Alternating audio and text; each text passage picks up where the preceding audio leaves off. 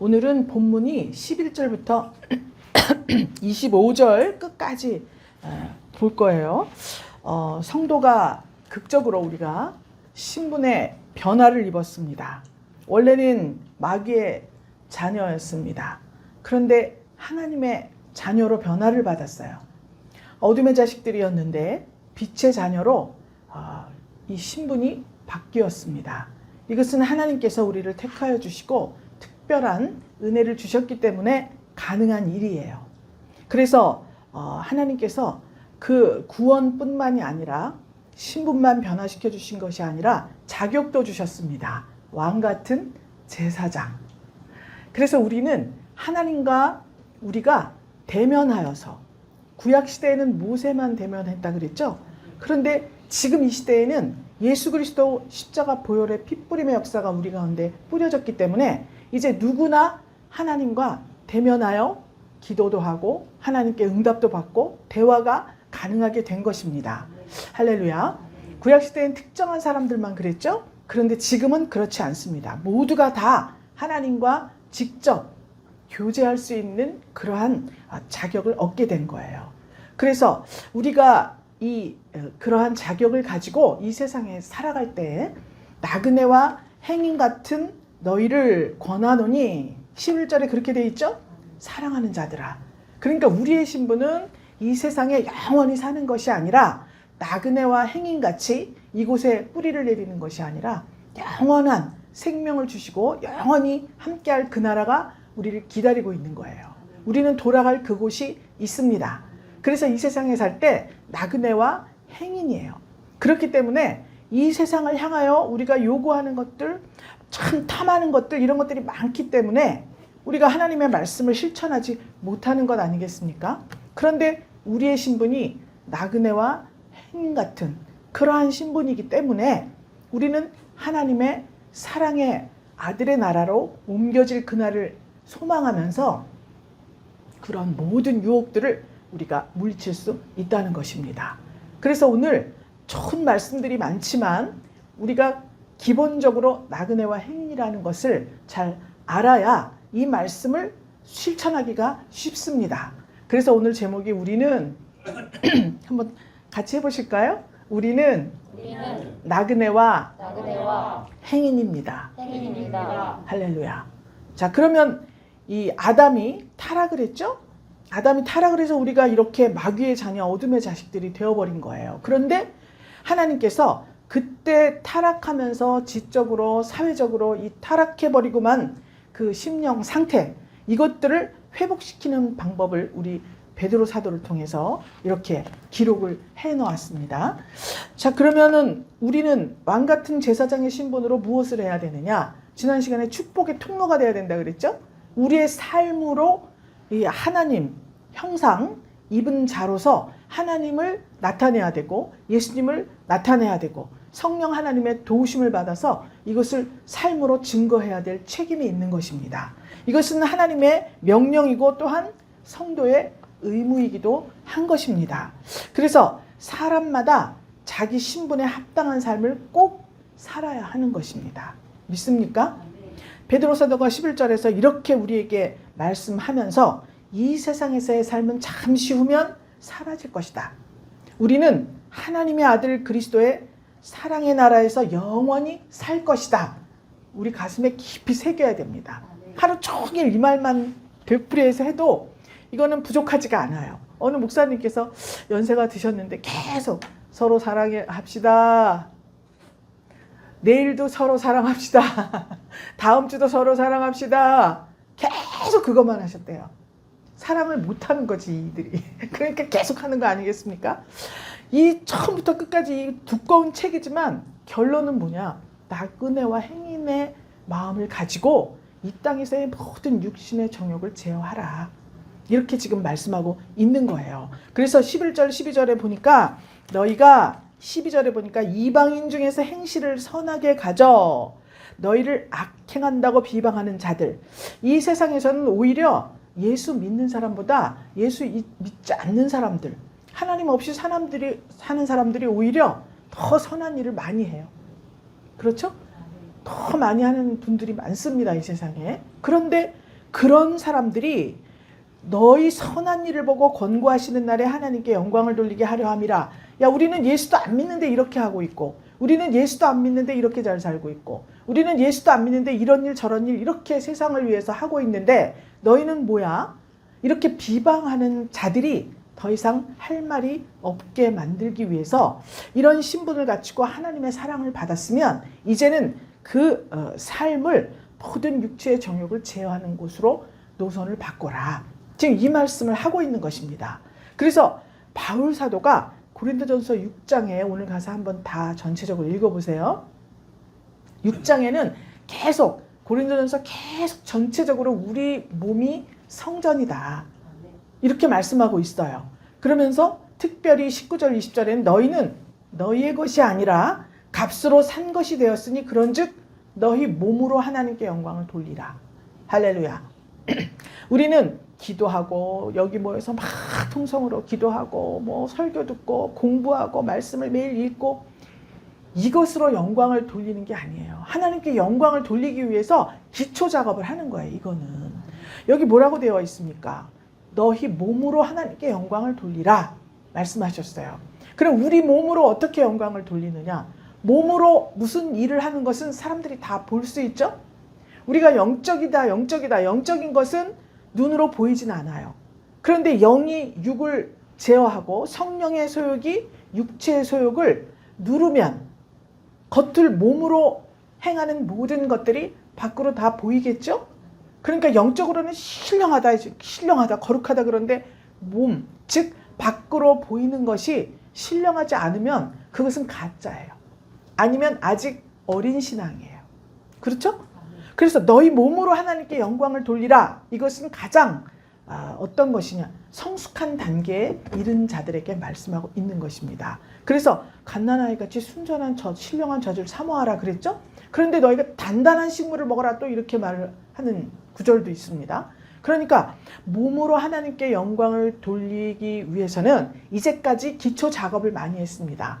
말씀을 묵상하고 설교도 많이 듣고 기도도 많이 하고 막 했어요. 그러면 이제는 전도를 하고 축복의 통로가 되려면 이 통로가 깨끗해야 되지 않겠습니까? 어제 그 인터넷 뉴스에 이제 보니까 비행기에서 커피나 차 같은 거 마시지 말라고 나와요.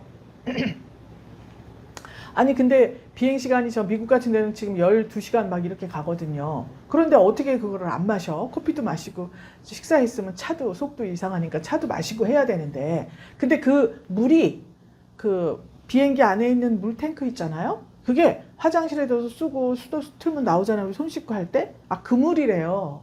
그 물로 커피를 끓이는 거래. 그러니까 그 물탱크가 10분의 1 정도는 그 비행기가 만약에 10대가 있으면 한두 대 정도는 거기에서 굉장한 박테리아, 바이러스 이런 것들이 나오는데 이 배설물에 기생하는 그런 균들이 거기 있다고 합니다. 그러니까 그 물이 원래 들어갈 때는 다 소독된 물이었잖아요. 근데 물탱크, 수도관 이런 것들이 깨끗하지 못하니까 질병에 걸리는 거 아니겠어요? 마찬가지로 우리가 축복의 통로라면 하나님 안에서 우리가 깨끗한 심령을 가져야 되는 것입니다. 그래야 다른 사람에게 영향력을 끼칠 수가 있어요. 그래서 가장 기초적으로 육체의 정욕을 제어하라. 이렇게 말씀하고 있는 것입니다. 세상이 날이 갈수록 육체를 향해서 달려가고 있습니다. 육체가 몸이 좋아하는 일들을 조장하는 사회예요. 그런데 잠시 눈을 감고 있으면 우리도 이 죄 속으로 빠져들 수밖에 없습니다. 그래서 가장 큰 문제가 육체의 정욕, 즉 몸이 좋아하는 일, 이것은 즉 바로 영혼과 관계가 있어요. 아주 예민하게 관계가 되어 있습니다. 그래서 주님께서 우리를 구원하실 때 우리 안에 몸을 만드시고 거룩한 성령을 주셨잖아요. 그러니까 우리의 몸과 성도의 몸과 영혼, 믿지 않는 사람도 마찬가지지만 특별히 주 안에 있는 사람들의 몸과 영혼은 긴밀하게 연결이 되어 있습니다. 그래서 우리 몸이 하고자 하는 대로 육체의 정욕대로 살고 육체의 소욕대로 산다고 하면 우리 영혼은 아주 순식간에 손상을 당하게 되어 있습니다. 그렇기 때문에 하나님께서 육신의 정욕, 육체의 소욕을 제어하라고 그렇게 말씀하고 있는 것입니다. 그래서 육체대로 살면 죽을 수밖에 없다. 이 생각을 여기 딱 새겨야 됩니다. 오늘날 성도들의 문제가 뭐냐? 거룩한 하나님의 자녀로서 선한 생활을 하지 못하는 데서 비롯되는 거예요. 우리 가정도 그렇고 집사님의 가정도 그렇고 권사님의 가정도 그렇고 우리 그렇게 하고 싶습니다. 하나님의 말씀대로 살고 싶어요. 그런데 그동안 살아온 습관들이 내 몸에 배었기 때문에 이것을 누르고 하나님의 성령이 감동하시는 대로 내가 표현이 돼야 되는데 이전의 습관대로 표현이 되는 거예요. 그래서 하나님께서 그것을 금해라. 계속 그런 식으로 가다가는 하나님 안에서 그때 그날에 하나님 주의 권고하시는 날이라 그러잖아요. 주님이 나를 방문하시는 날, 즉 심판날입니다. 그날에 그것 때문에 반드시 심판을 받게 되어 있다. 심판하기 전에 먼저 육체 행실이 깨끗하고 하나님 앞에 거룩한 행실로 영광을 돌린 사람들은 천년 왕국에 들어갈 수 있는 그런 기회를 주시는 거예요. 남들은 저기서 심판을 받고 있습니다. 그런데 나는 천년 왕국에 들어가서 이미 예수님과 함께 왕 같은 제사장으로서 진짜 만왕의 왕으로서의 권리와 이 모든 것들을 다 누리고 있다는 거예요. 여러분 어느 쪽을 택하시겠습니까? 영혼과 몸이 연결되어 있다는 것을 생각할 때 나는 교회는 다녀. 나는 장로야, 집사야, 목사야. 그런데 내가 열심히 신앙생활 하고 있어. 그런데 교회 문 밖만 나가면 세상의 것들을 그대로 따라하고 답습한다면 그것은 하나님 앞에서 죄가 되는 것입니다. 믿습니까? 그래서 고린도후서 5장 10절 말씀에는 우리가 다 반드시 그리스도의 심판대 앞에 드러나 각각 선악간에 그 몸으로 행한 것을 따라 받으려 함이라. 이렇게 기록하고 있습니다. 그러면 우리가 반드시 다 그리스도의 심판대 앞에 드러난다 그랬죠? 이것은 우리가 그때 그날의 주님 앞에 백보자 심판을 당하겠죠? 그런데 지금 현실적으로 말을 하면 하나님의 말씀이 지금 선포되고 있잖아요. 육체의 정욕을 제어하십시오 라고 말하고 있습니다. 지난 시간에는 악독과 음흉과 살인과 쭉 나열을 했지 않습니까? 이런 모든 것들을 전부 제어하시오. 이게 내가 딱 들었어요. 술을 많이 드시는 분은 우리의 몸은 하나님이 성령이 거하시는 신령한 성전입니다.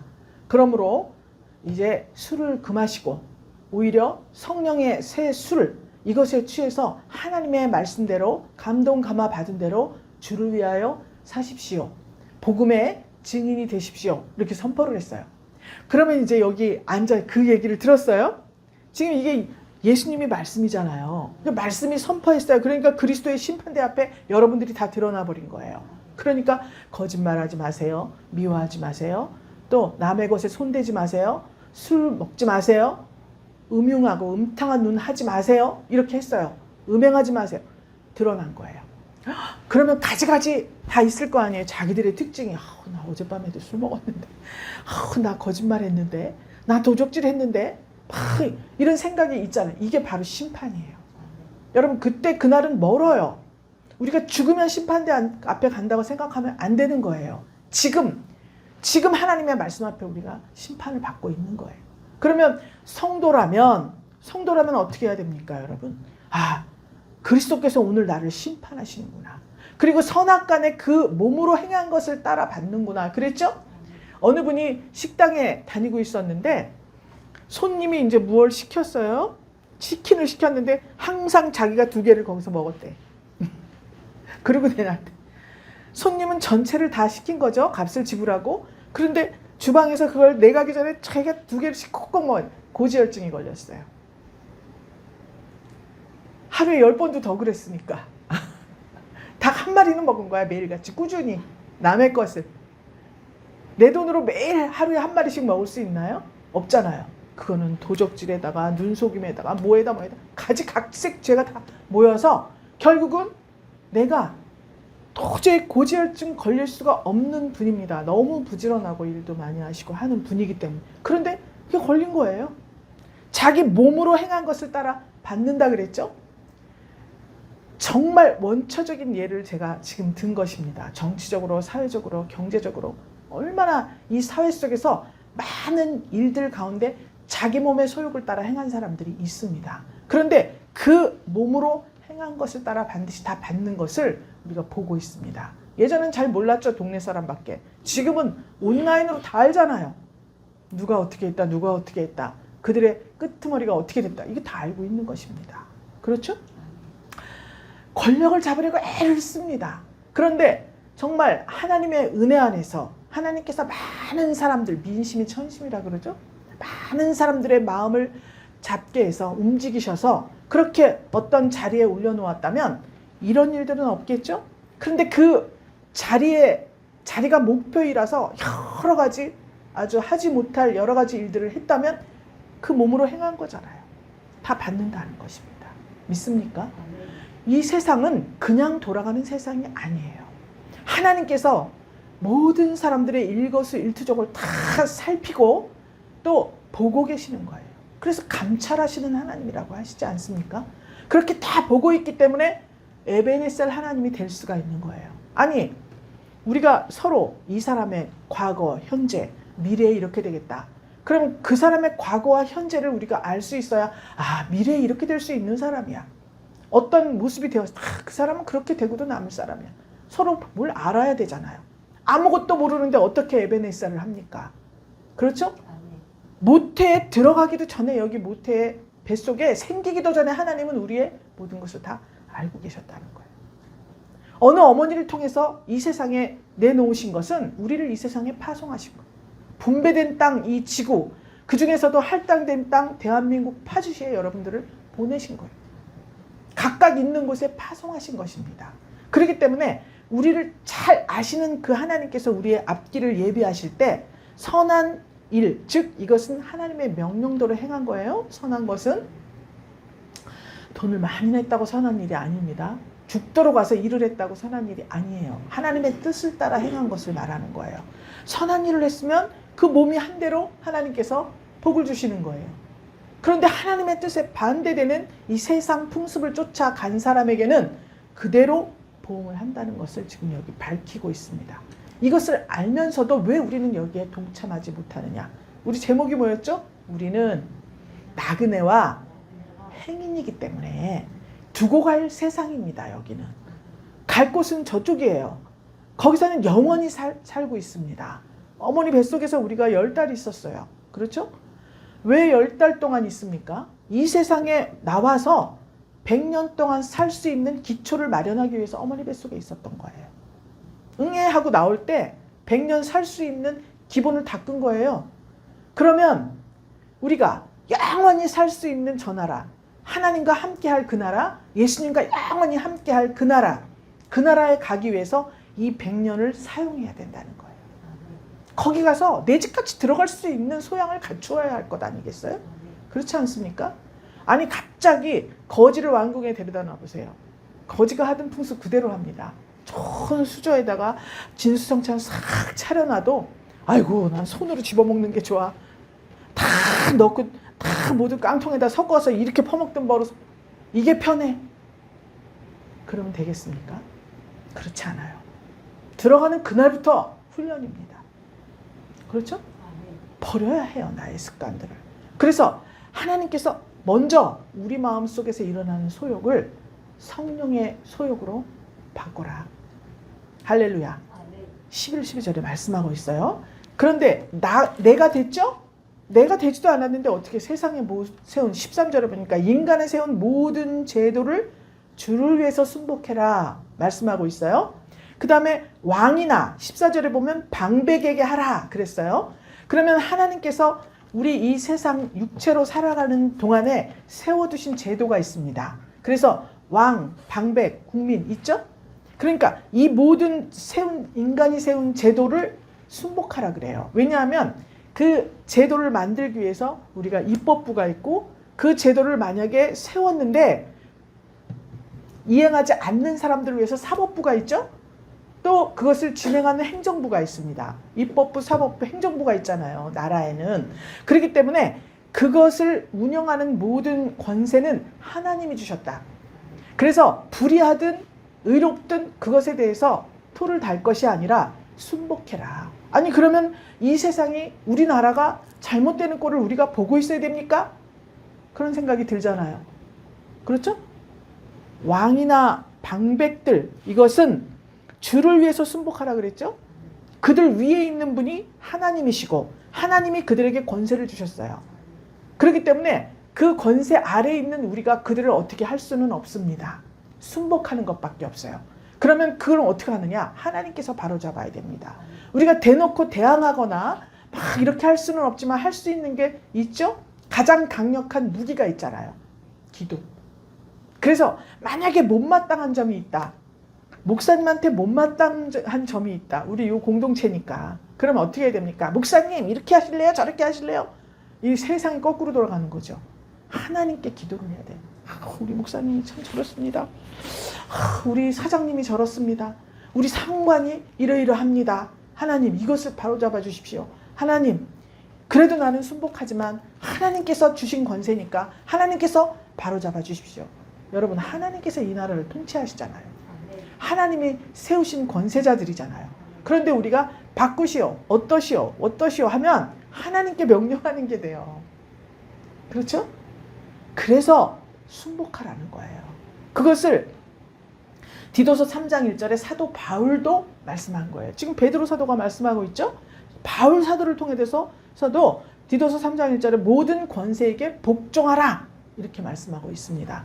따지고 대들고 데모하고 찌르고 안 되는 거예요. 그리스도인들이 세상 권세에 대해서 그 속성을 이해하지 못하고 대항하는 것입니다. 그래서 나가면요 별 소리들 남성분들 모이시면 막 정치적으로 막 이렇게 말씀하시잖아요. 나는 그냥 가만히 여기서 혼자 껴서 뭐 어떻다 뭐 막 말씀하면 그러면 그들도 사정이 있겠지 이 말밖에 할 수가 없어요. 그렇게 정치적으로 막 어떤 발언을 할 만큼 내가 그쪽에 막 공부를 하고 이런 것도 아니잖아요. 그러나 그냥 따뜻한 어머니의 마음 또 주님의 종으로서의 마음 그들도 사정이 있겠지. 그렇게 할 수밖에 없는. 그러니까 우리가 마음을 움직일 수 있도록 주님께 우리가 기도하는 수밖에 없지. 우리가 돌아가야 할 세상은 이러이러한데 하나님이 돌려야 할 세상은 저러저러할 수가 있는 거잖아요. 그렇죠?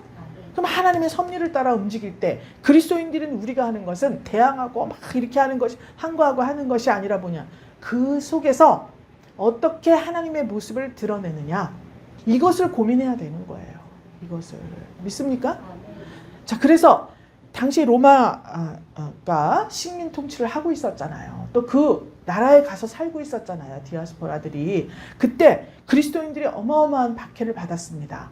정말 이런 생업에 지장을 둘 만큼. 왜냐하면 예수를 믿으면 예를 들어서 무슨 조합 같은 거 있잖아요. 그 조합에 들지 않으면 생계를 일을 할 수가 없는 그런 상황도 많이 있었습니다. 그 시대에. 그러니까 그리스도인이라면 그 조합에 들어갈 수가 없는 경우가 많아요. 그럼 내가 생계가 막연한 거예요.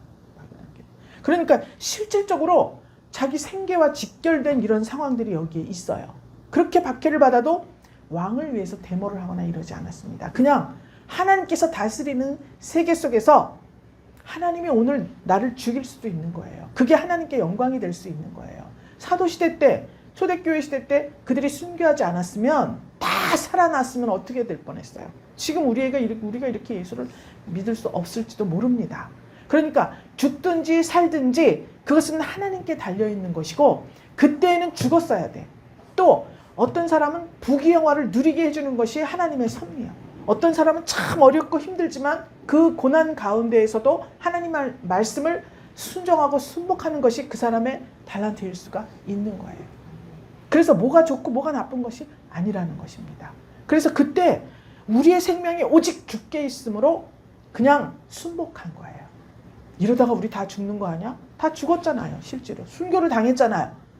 그 시대에 정말 그 세계 속에서 하나님께서 예수님 또 하나님의 형상을 나타내기 위한 방법이 다 죽는 거였다는 거죠. 믿습니까? 그때 죽지 않으려고 베드로가 이렇게 나갔잖아요. 그랬더니 너 어디 가니? 주님이 막 가시잖아요. 거꾸로 자기는 지금 이 핍박받는 곳을 떠나서 자기가 지금 피해 나가고 있는데 주님을 만난 거예요. 예수님을. 너 어디 가십니까 주님? 네가 안 죽고 나가니까 내가 죽으러 가야지. 이 코바디스 영화잖아요. 두고 봐고 또 보고 해마다 하잖아요. 또 보고 또 봐도 정말 작년에는 느낄 수 없는 그러한 은혜가 임하더라고요. 이렇게 이 경험을 한 베드로는 순복하라. 그래서 아닙니다. 저도 가겠습니다. 가서 십자가 거꾸로 지고 죽은 거 아니에요. 그렇기 때문에 이렇게 당당하게 말할 수가 있는 거예요. 자, 그러면 자유가 있다. 우리는 이렇게 할 자유도 있고 저렇게 할 자유도 있다 말하잖아요. 요즘 세상에는 엄청나게 인권을 존중한다. 인권해요. 조그만 어린이집에 다니는 그 어린이들도 우리의 권리인데 선생님이 우리 때문에 있는 거 아니에요? 이렇게 말한대요. 조금만 선생님이 소홀하게 하면 따진대네요. 그러니까 이 인권을 주장하는 시대이기 때문에 모든 게 다 자유에 속하는 줄 알고 있는 거예요. 사고방식이. 악을 행하는 것도 자유라고 그러고 더럽고 추악한 추잡한 짓을 하면서도 그것도 자유라고 말하는 거예요. 그건 자유가 아니라 방종이고 회방입니다. 회방. 다른 사람에게 영향을 끼치기 때문에 회방이에요. 그럼 17절에 말씀에 있어요. 무사람을 공경하며 형제를 사랑하며 하나님을 두려워하며 왕을 공경하라. 이렇게 나와 있습니다. 자유인데 그 자유로 악을 가리우는 데 쓰지 말고 하나님의 종같이 해라. 이렇게 말하고 있는 거예요. 그래서 그리스도인들이 마음 놓고 살아갈 곳이 없는 시대였습니다. 네로 황제 여러분 다 아시죠? 네로 황제가 얼마나 그리스도인들을 무참히 살해했습니까? 그런데 왜 그렇게 했어요? 그런데도 왕을 공경하라고 지금 말씀하는 거예요. 그 시대에 사는데 그런 왕의 권세는 주님이 다스릴 거다. 이 당시에는 로마 시민보다도 노예가 더 많았습니다. 노예들이 많은 시대예요. 그 성도들이 노예 출신이에요. 노예로 살다가 너무 힘드니까 복음이 잘 증거된 거예요. 왜? 너는 더 이상 노예가 아니라 하나님의 존귀한 자녀다. 이 현실 속에서 노예 생활을 벗어날 수 없어도 우리가 영원히 사는 그날에는 예수님의 신부로 하나님의 자녀로 천국에서 영생할 것이다. 얼마나 복된 말씀입니까? 그래서 노예 출신들이 많아요. 그런데 그때 전부 현실이 노예에서 벗어나지 못했다 하더라도 주인에게 다 순복하라고 말하는 거예요. 지금 어려운 일이죠. 우리는 지금 그렇지. 특별히 여러분들이 누구에게 제어당하는 분들이 아니시지 않습니까? 전부 다 인격적으로 좀 훌륭하시고 지금 누군가의 밑에서 누군가에게 조종을 당하고 노예처럼 사는 분들이 다 아니지 않습니까? 실감할 수가 없어요. 그런데 이 시대에는 진짜 그랬다는 거예요. 진짜 노예 생활을 한 거예요. 그래서 그들에게 고난을 참아라. 19절에는 애매히 고난을 받아도 하나님을 생각함으로 슬픔을 참아라. 이것이 아름답다라고 말씀하고 있는 거예요. 그러니까 사환들아 18절 나오죠? 범사에 두려워함으로 주인들에게 순복하라. 주인을 두려워하는 말입니까? 두려워하라는 말입니까? 아니에요. 하나님을 두려워하라는 거예요. 너희가 이 세상에 나그네로 있을 때 두려움으로 살아라. 지금 말씀하고 있었지 않습니까? 그래서 우리가 애매히 고난을 받아도 라는 단어가 우리 가슴을 칩니다. 여러분 억울한 일 있습니까? 많죠. 흔히 이쯤에는 이렇게 대우를 해야 되는데 나를. 저도 그렇잖아요. 아니 내가 목사인데 또 뭔데 그런 거를 생각하면요. 원래 그럼 나는 이렇게 대우를 받아야 되는 거 아니야? 저렇게 해야 되는 거 억울하다. 이런 생각이 드는 거예요. 아니 내가 과장인데 내가 부장인데 이런 생각 다 들 수 있습니다. 그리고 가정에서도 아니 내가 부부간에 내가 아내지 내가 남편의 종이야? 남편들은 내가 돈 버는 기계야? 그런 생각을 하는 순간 그게 고난이 되는 거예요. 고난이 우리에게 지금 누가 총을 들이댑니까? 칼을 들이댑니까? 예수를 얼마나 자유롭게 믿을 수 있잖아요. 그런데 그런 생각들이 있습니다. 억울하다. 그런데 그것을 참으라는 거예요. 애매한 고난에는 왜 반드시 주님의 의도가 있다는 거예요. 아니 베드로 사도가 누가복음 22장에 베드로가 예수님 잡으러 왔잖아요. 그랬더니 베드로가 옆에서 칼을 빼들고 말고의 귀를 내리쳐서 귀가 땅에 떨어져 버렸습니다. 잡으러 온 사람이 떨어져 버리니까 예수님이 뭐라고 잘했다 그랬으니까 네가 왜 그렇게 칼을 빼들고 그래? 칼 좋아하는 사람 칼로 망한다. 귀를 들어서 돌을 고쳐주셨어요. 베드로가 그랬던 사람이잖아요. 그런데 시간이 지나고 세월이 지나면서 예수님의 의도를 알게 된 거예요. 십자가에 끌려가서 죽으시는 것이 하나님의 뜻이었구나. 예수님은 육신을 입으셨는데도 그 어려운 고난을 친히 담당하셨구나. 그런데 나는 그것도 모르고 주님의 뜻을 행하는데 그것도 모르고 그 잡으러 온 사람 귀를 내리치고 혈기를 부렸구나. 이걸 알게 된 거예요. 자기 실질적인 삶으로 베드로 사도가 변화가 됐잖아요. 자기가 몸으로 증거를 남긴 거예요. 주님의 뜻을 따라 순복하는 것이 성도의 할 일이다 라는 것을 자기 삶으로 증거한 것입니다. 믿습니까? 우리 영혼의 모든 질고와 고통을 해결해 주기 위해서 예수님이 십자가를 지신 것이에요. 그걸 막으려고 한 거잖아요. 그렇죠? 이제 성도는 영원한 생명을 얻은 자가 돼서 하나님 사랑의 아들의 나라에서 평안을 누리게 되는 것입니다. 이 세상은 평안을 주질 않아요. 우리에게. 어떤 환경이 닥쳐도 우리는 주님 제가 평안해서 기쁩니다. 고백하는 사람이 많지 않습니다. 욕심이 있기 때문에 더 요구하는 것이 많기 때문에 영원한 평안과 영원한 어떠한 것은 우리에게 주어지질 않습니다. 그렇기 때문에 우리 육체의 정욕을 제어하고 하나님께서 세우신 제도를 순복할 때 우리는 마음의 평안을 얻는 것입니다. 사랑하는 분일 성도 여러분, 슬픈 일이나 한숨을 쉴 일이나 억울한 일이 있다 하더라도 여러분들은 하나님께서 택하신 족속입니다. 왕같은 제사장, 거룩한 나라, 하나님의 소유된 백성입니다. 이 신분에 합당한 삶을 살아야 하는 것입니다. 뿐만 아니라 빛과 소금으로 이 세상을 비추어내야 합니다. 애매히 당하는 고난도 여러분들에게 때로는 유익이 될 수 있습니다. 억울한 일을 당하는 것도 나중에 살펴보면 에베네셀 하나님께서 더 좋은 것으로 예비하고 계신다는 믿음을 우리가 가져야 하는 것입니다. 그래서 마침내 요한계시록 7장에 보면 환난이 닥치는데 그 환난을 이 하나님의 말씀대로 참고 인내하며 자기를 깨끗하게 하고 합당한 삶을 산 사람들이 어린 양 앞에 보좌 앞에 다 흰옷을 입고 몰려드는 장면이 나와요. 그때 큰 환난에서 나오는 자들인데 저게 누굽니까? 요한이 물어봤어요. 천사한테. 큰 환난에서 나오는 자들인데 어린 양의 피에 그 옷을 씻어서 희게 했다. 그런데 그 자들에게 주어진 복이 뭐냐?